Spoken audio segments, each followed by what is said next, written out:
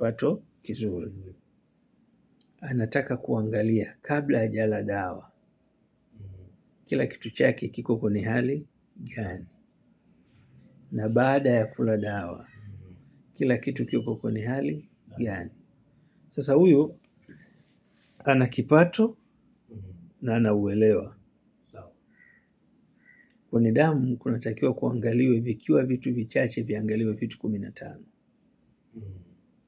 Kwanza uangaliwe uzito wa mgonjwa husika. Uangalie wingi wa damu yake. Uangalie CD4. Uangalie hiyo viral load mnaita. Uangalie sukari. Uangalie acid. Uangalie figo. Uangalie ini. Uangalie everything. Sawa? Haya ni maneno ya vipimo.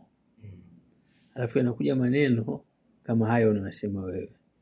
Miguu ilikuwa inawasha, nilikuwa natoka vipele kama hivyo unanihadisia, nguvu, nilikuwa silali. Sasa kuna vipimo vya kimaabara na kuna vipimo vya muhusika. So maabara ni kompyuta, inaweza ikakosea au inaweza ikapatia. Lakini mtu anatakiwa ujue before alikuwa anakadha. After anakadha. Sasa unapata kupata picha kwa wiki moja. Huyu mtu nimemtoa hatua moja, nimemsogeza hatua nyingine. Sawa. Sasa kwa hao wanaoitwa wanasayansi au watu wanaosema wao wameenda shule, anataka umwambie kwa evidence ini lake lilikuwa kiwango kadhaa kabla hajala dawa yako. Baada ya kula dawa yako ini lake limekuwa kadhaa. Lazima utoe maelezo ya hiyo kitu. Figo lake kabla hajala dawa yako ilikuwa kadhaa.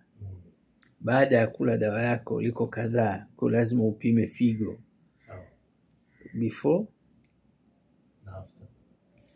Kila kitu. Wingi wa damu. Ana lita ngapi za damu. Na kila damu ina virusi kiwango gani. Sasa ndio tunasema mwenye kipato ana uwezo wa kujua. Kwa sababu kama serikali haiwezi kumpeleka, ataingiza mfukoni, pesa yake ataenda mwenyewe atalipia, atapata majibu. Kwa hiyo anaweza akakulaumu kwa evidence na anaweza akakupongeza kwa evidence.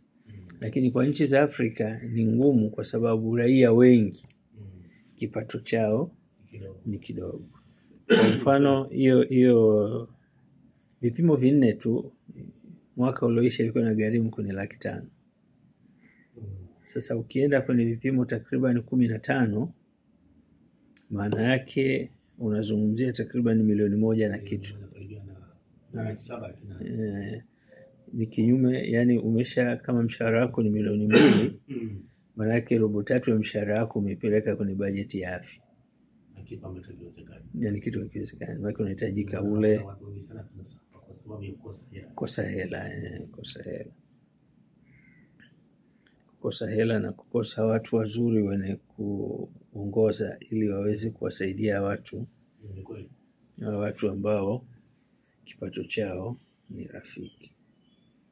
Sasa kwa nimekosa kuuliza, kwa sasa nikuuliza, najiuliza, ndio maana nikaleta hii positive negative, kwa sababu ili ukimuuliza mtu huenda umekuja kwangu ila yenyewe umechangiwa. Sawa. Ukimwambia bwana nahitaji milioni 1 niende hospitali nikapime hivi da. Alafu kabla na baada familia zetu hizi unaleta mgogoro. Mgogoro kabisa. Utawachukia watu pasipokuwa na sababu yoyote ya msingi. Kumbe maskini ya Mungu hata wao bajeti yao hairuhusu kukusaidia kwa kiwango hicho unachokitaka. Unataka hawawezi. Shindikana. Kwa ukiwalaumu sana ni kuonea tu. Mimi nimemaliza ugonjwa wako kwa 90%. 90 nimerekodi. Dawa ipo kule, ikishindikana chukua hii. Sio hiyo hapo.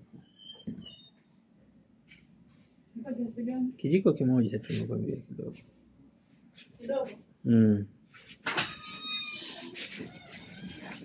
Nimemaliza ugonjwa wako kwa 90% kama na 8. Sasa piga picha hichi kipimo, na nimerekodi dakika 10 hii video. Nimerekodi dakika 10.